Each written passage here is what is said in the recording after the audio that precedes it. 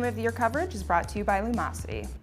Hey guys, Tara here, and if it wasn't evident from the giant Christmas tree behind me, it is the holidays, which is the time of year where we take to really reflect on the games that were very important to us over the course of 2013. We're gonna have these Game of the Year videos from pretty much everybody on the Rev3 Games staff. So these are my personal picks. I'm gonna run down my top 5. They are not in any particular order except for number 1, which I will get to at the very end. So starting off this list is one of my favorite games of the year, Far Cry 3 Blood Dragon. I was actually at the Ubisoft event the day that they announced this, and the energy in the air, particularly between Max Scoville and Dean Evans, the creative director of the game, was very exciting. It's cool to just see people who are super excited about making a game and aren't just, you know, spouting off PR spiel. Everybody there was clearly super into the idea of this game and was just super happy to be making it. It was described to me that day as the Miami Connection of video games, which is that really awful 80s B film where a gang of motorcycle ninjas faces off against a martial arts rock band in the Miami drug trade. It's super weird. You can imagine that sort of idea with Far Cry 3 mechanics is something that very much appeals to me, and also has the best tutorial I've ever played in a game. So there is that. Running is like walking, only faster. Fuck. Next up on my list is Beyond Two Souls.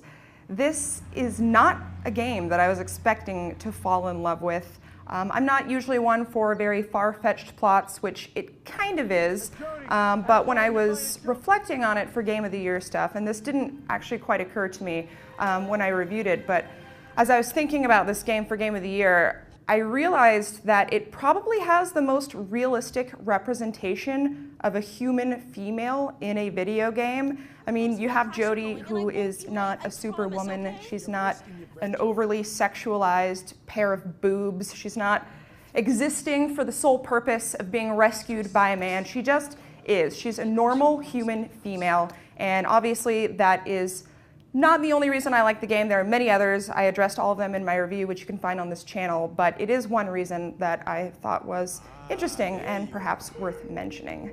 How you doing today, Jodie? Good? Next up on my list, Brothers, A Tale of Two Sons. I actually didn't get a chance to play this until very recently, and I am so glad that I did because everything about it is just phenomenal. The music is great, the story, the incredible art design.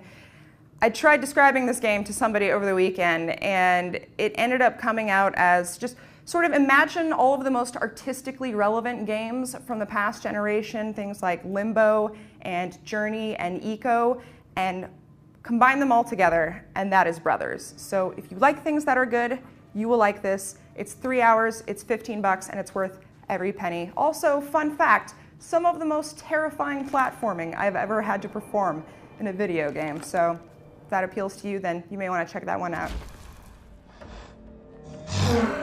Speaking of platforming, next game on my list, Rayman Legends. Rayman seems to be one of the few franchises that I can count on to live up to my expectations, and Rayman Legends was no different. I had really high expectations for this game to begin with. Those only increased after that famed 10-month delay that ended up porting it to pretty much every console in existence. And it ended up being a really good thing because the final game was just packed with content. The music is awesome. The music levels are, in particular, I think some of the best that a Rayman game has ever had. So I think this is one of my, obviously, most fun games of the year, but it's also one of the best Rayman games in existence.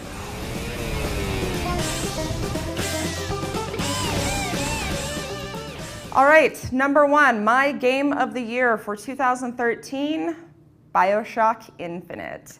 I actually did not get a chance to really discuss this much on our channel. Adam reviewed the game for us, and he described it so perfectly in his review that I felt like anything I could really say about it would just not do it justice.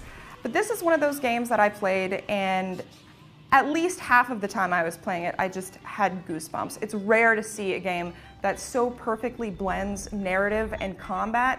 And I mean, the combat is amazing. It's always been in BioShock, but the skyhooks and everything just elevated it no pun intended. And it's the type of game that I really just want to show everybody I know, even people who don't play video games, just to say this is how far we've come.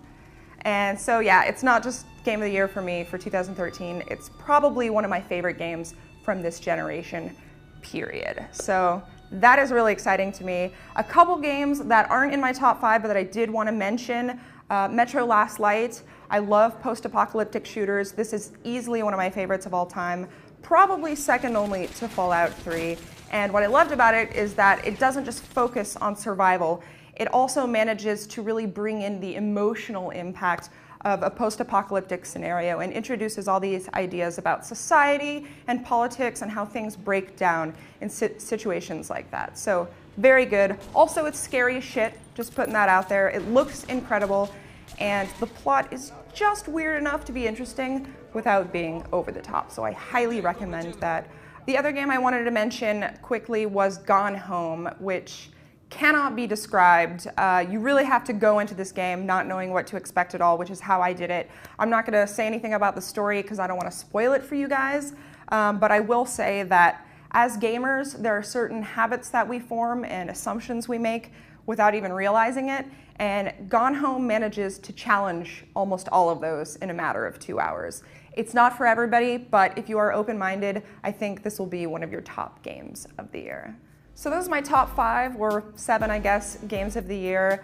These are the ones that spoke to me and games that I am going to remember long after the year is over. Obviously, there are tons of great games that I wasn't able to include in this list. That doesn't mean I don't like them. It just means that these were the ones that spoke to me. Like I said, we are going to have lots of other Game of the Year videos and coverage up on this channel before the end of the year, including Game of the Year videos from the whole rest of our team. So make sure you watch those, and of course, let us know in the comments what your Game of the Year is. If you like Rev3 Games and you want to support us, then why not check out Lumosity? Lumosity can help you improve your brain performance and live a better life, all through the power of games based on actual neuroscience. Build your own customized training program to enhance your memory and attention, and get detailed training summaries to keep track of your progress and see where you need to improve. Check out lumosity.com/Rev3Games to get instant access, and remember, every sign-up helps support the show.